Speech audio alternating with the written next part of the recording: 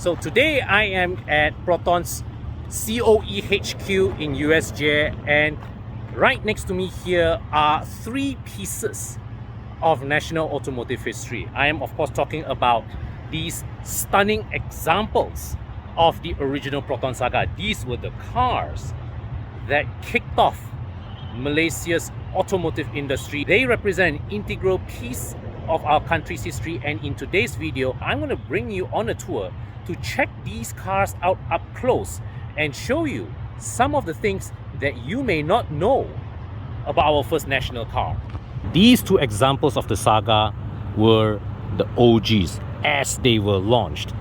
This example that you see here belongs to a very famous YouTuber, calls himself Saga Pekak. He's done a fabulous job restoring this Saga to its current condition, and I've spoken to him earlier. What I understand is that right now he runs a workshop and he specializes in the restoration of these cars. I'm trying to arrange a visit to his place, so I would like to invite you to comment below if you would like to see what Mr. Saga Pekak has to offer in terms of restoring all these old Sagas back to life, because I was telling him earlier what he does here. He's doing a service of immense value. His work is preserving a crucial piece of our country's automotive history, and I believe that deserves some highlight, and I would like you to comment below if you agree with me and you would like me to go and visit his shop soon.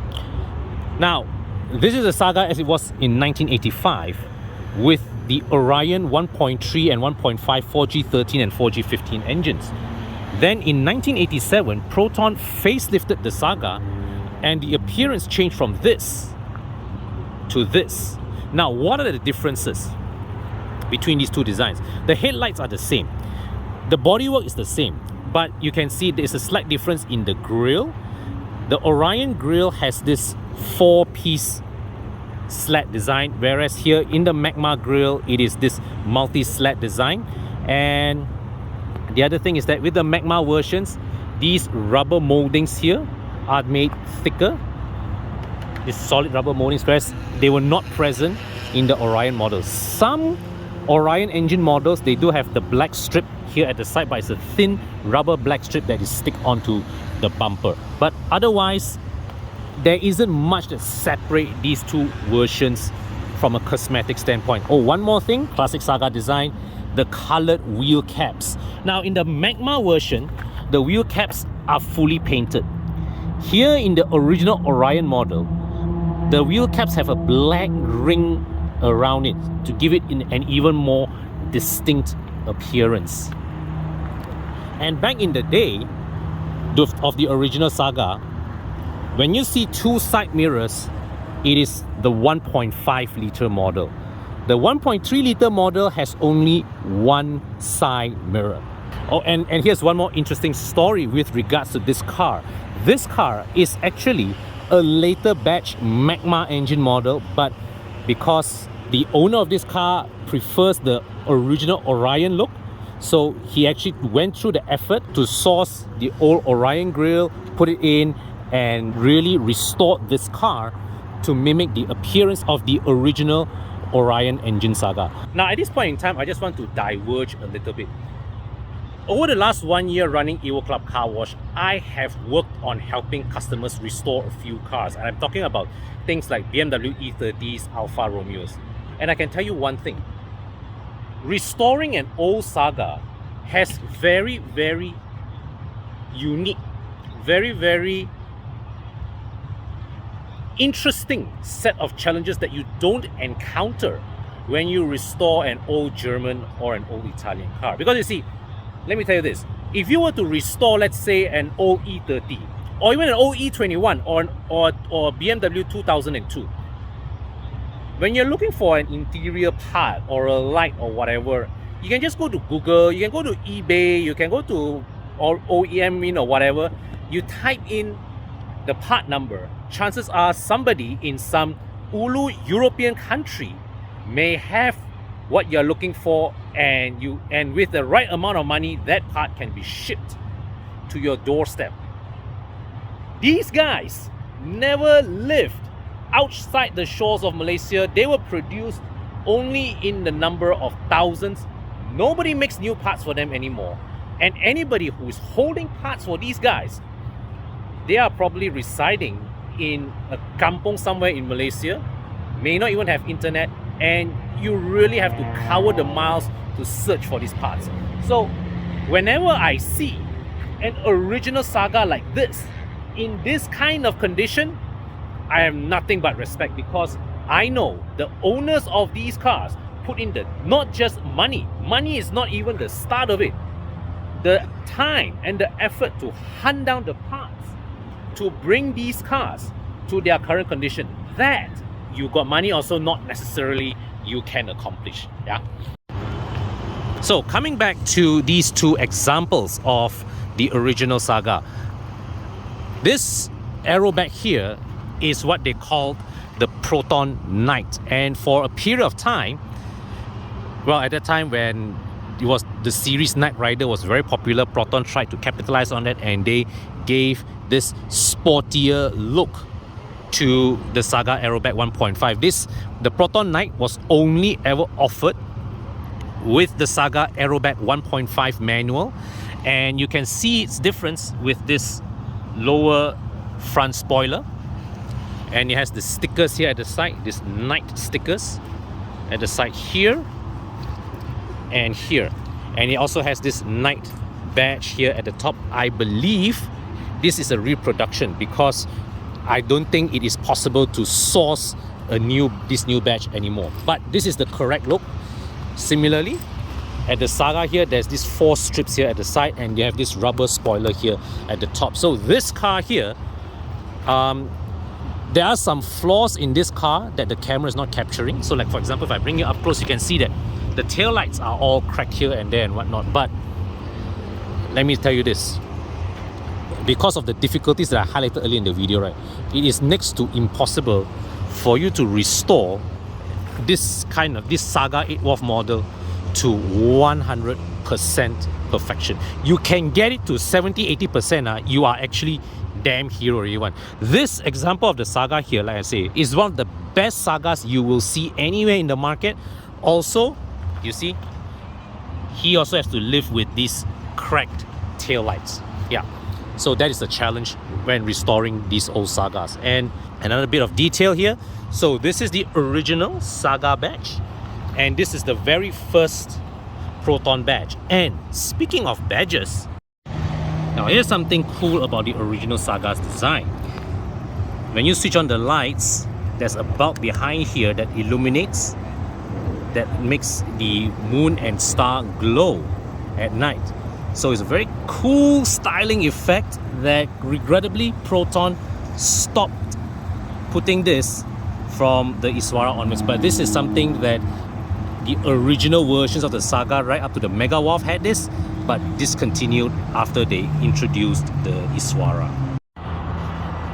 So here at the back, there's this Saga sedan and the aerobag body styles. So the differentiation between the sedan and the aerobag starts from the C-pillar backwards. And what you have here is that the sedan has a longer rear boot, but the aerobag has a bigger tailgate opening. So you have more boot space in the sedan, but you have bigger access with the aerobag. So with the sedan, 60-40 split foldings are only available in the higher grade models, but with the aerobag, the seats fold down on all grades. Why? Because it's a necessity. The aerobag actually has a smaller boot, but you have the 60-40 split folding seats as standard, so you can expand the boot capacity and allow you to carry more things.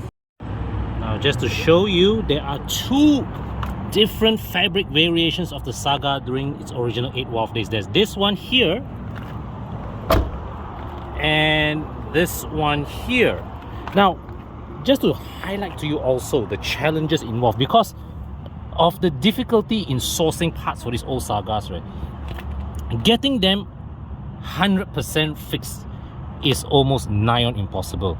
Getting them to this level is already an astonishing challenge. This is considered a damn good job, because to source for all these replacement parts as they wear due to age is really not easy, and the owner of this car has done a fabulous job getting it to where it is today. So the old Saga, the 8-valve ones, the Magma versions, have this choke here. This is the power window switches. For the 1.3 and 1.5 models, they are actually retrofitted. The 1.5i versions have power window switches that are on the door. The 1.5S ones have this at the center console. I remember having this in my parents' old car. They tend to fail quite regularly. So this is the classic seat pattern design, and notice there's a contrast in the coloring. So this one has dark strips on light fabric, that one has light strips on dark fabric. This is the original classic meter cluster of the old Saga. Blowers for the legs, and also here at the side there's the rear start to adjust the instrument cluster brightness. Alright, this is a real trip down memory lane. Very nostalgic sight for me. And over here, this is the car, well, at least it's the replica of the car that got me interested in cars. This is a replica of Karamjit Singh's all-conquering Proton Iswara rally car. Okay, painstakingly, meticulously recreated by automotive enthusiast Alan Chum. This is created to almost exactly the same detail as Karamjit's car, except for the number plate. This car is road legal, so it has its own number plate, but everything else on this car, it's made to recreate the look of the car that fired Karamjit Singh to glory in his heyday. Even down to the door handles. You see, these door handles are from the 8-valve Saga, right, where the lifter spans the entire width of the handle and is colored in black. See, because the later Megawatt Sagas and the Iswara had a fully painted door handle, and the lifter does not span the entire width of the opener. Now, why is that? You see, it's not because Alan here neglected the detail, but rather Karamjit's rally car, Iswara rally car, started life as an 8-valve Orion Saga that, as Proton introduced newer versions of the Saga, they just took the same Orion base car and transformed and facelifted the look to become the Iswara.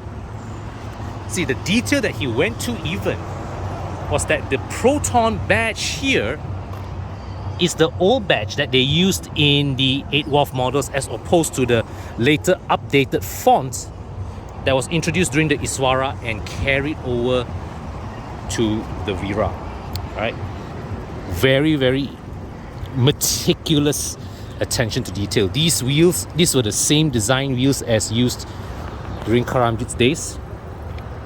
And you can see inside there, the steering wheel is autographed by the man himself. Now, the interior of this car, of course, is not rally spec, but the exterior, this car is proper.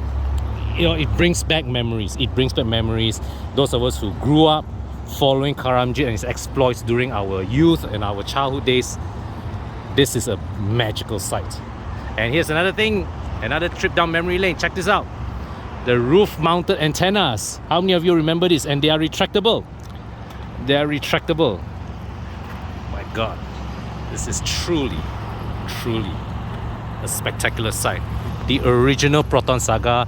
This is the car that kick-started. Okay, there's a lot of debate on the merits of our national car project. Yes, I know, but the impact of the original Saga in Malaysia's automotive history is undeniable. Now, if you're a Malaysian like myself, chances are the Proton Saga was an integral part of your childhood, and I invite you to mention in the comment section below what are your sweetest and fondest memories of the OG Proton Saga. If your parents had one, if your grandparents had one, your uncle or auntie had one, somebody in your social circle is bound to have had a Proton Saga, and probably you would have sat in one of them. If you enjoyed today's video, give it a like, subscribe to my channel if you have not already done so, and if you need car buying advice, remember that every Monday night, Bobby, Tana, Thomas and myself are live on Facebook and YouTube to take your car buying questions live. And of course, if you have